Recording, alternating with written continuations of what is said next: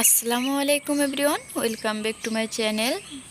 আজ আমি খুবই মজাদার ইজি একটি রেসিপি শেয়ার করব। আজ আমি আপনাদেরকে তৈরি করে দেখাবো সুজি রসমালাই।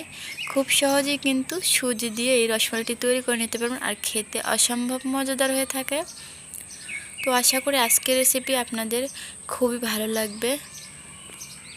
তো চলুন কথা না বাড়িয়ে রেসিপিটি দেখে নেই। প্রথমে আমি চুলাটা অন করে একটা কড়াই বসিয়ে দিয়েছি। কড়াইয়ে প্রথমে দিয়ে দেবো 500 গ্রাম দুধ, আর এখানে দিয়ে দেবো সামান্য কিছু লবণ। যেহেতু সুজি দিয়ে মিষ্টিটা তৈরি করব, তার জন্য লবণটা দিলে কিন্তু সুজির মিষ্টিটা খেতে খুবই ভালো লাগবে। আর দিয়ে দিলাম 3 চা চামচ চিনি। তো সব কিছু দিয়ে ভালো করে একটু নাড়াচাড়া করে মিক্স করে নেব, আর দুটো ফুটে আসা পর্যন্ত অপেক্ষা করব।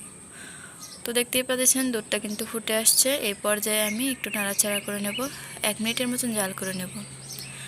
আর এই পর্যায়ে আমি এই যে 4 কাপ মেপে 1 কাপ সুজি নিয়েছি।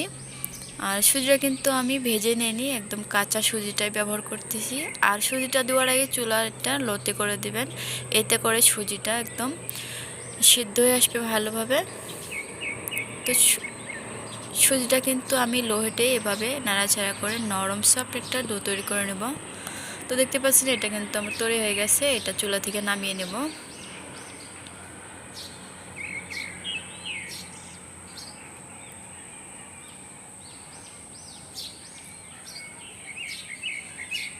তো এটা চুলা থেকে আমি নামিয়ে নিয়েছি, দেখতে পাচ্ছেন। এটা কুসুম গরম অবস্থায় একটু হাতে একটু ঘি মেখে 2-3 বার একটু ভালো করে একটু করে নেব, মতে নেব।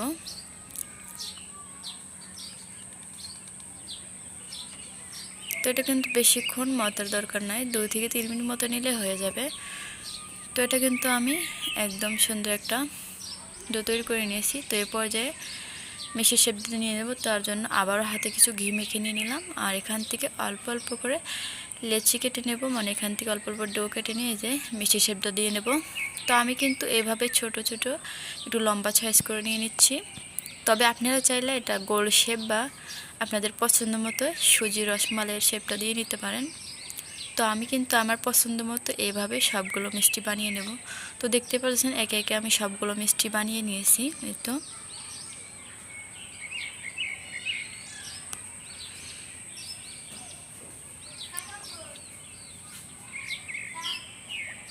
মিষ্টিগুলো কিন্তু আমার তৈরি হয়ে গেছে। আর এর তো অনেকগুলো মিষ্টি কিন্তু আমার তৈরি হয়ে গেছে। তো এবার চলে যাব আমি চুলায়। চুলাটা অন করে প্রথমে আমি দিয়ে দেব চিনি। আমি কিন্তু 4 কাপ মেপে হাফ কাপ চিনি দিয়েছি। তো চিনিটা দিয়ে এভাবে রেখে দেব। তো এই তো আস্তে আস্তে কিন্তু চিনিটা গলতে শুরু হয়েছে। তো এই পর্যায়ে কিন্তু আমি চুলার হিটটা লোতে করে ক্যারামেলটা তৈরি করে নেব। আর একেবারে কিন্তু বেশি কালার করতে যাবে না, এতে করে তিতা লাগতে পারে। তো এই পর্যায়ে কিন্তু আমার সুন্দর একটা কালার আসার পরে আমি কিন্তু এখানে দুধটা দিয়ে দিয়েছি। সামান্য কিছু দেওয়ার পর আবার একটু ভালো করে নাড়াচাড়া করে নিয়েছি। তো ওইভাবে চিনিতে ক্যারামেলটা করে নিলে কিন্তু সুন্দর একটা কালার আসে, তার জন্য আমি এভাবে করে নিয়েছি। তবে আপনারা চাইলে চিনিটা পরবর্তীতেও ব্যবহার করতে পারেন। তো তারপরে কিন্তু আমি এখানে আবারও 500 গ্রাম দুধ দিয়ে দিছি। আর এখানে দিয়ে দিলাম আমি 40 গ্রাম গুঁড়া দুধ দিয়ে দিছি, 2টা সাদা এলাচ মুখটা ফেটে দিয়েছি, সাথে একটা দারচিনিও দিয়েছি। তো সব কিছু কিন্তু ভালো করে ফুটিয়ে নিয়েছি। তো এটা একদম ঘন করে জাল করে নেব।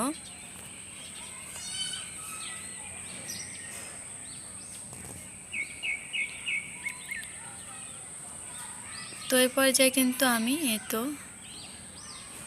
মিষ্টিগুলো দিয়ে দেব। মিষ্টিগুলো দিয়ে একটু নাড়াচাড়া করে নেব।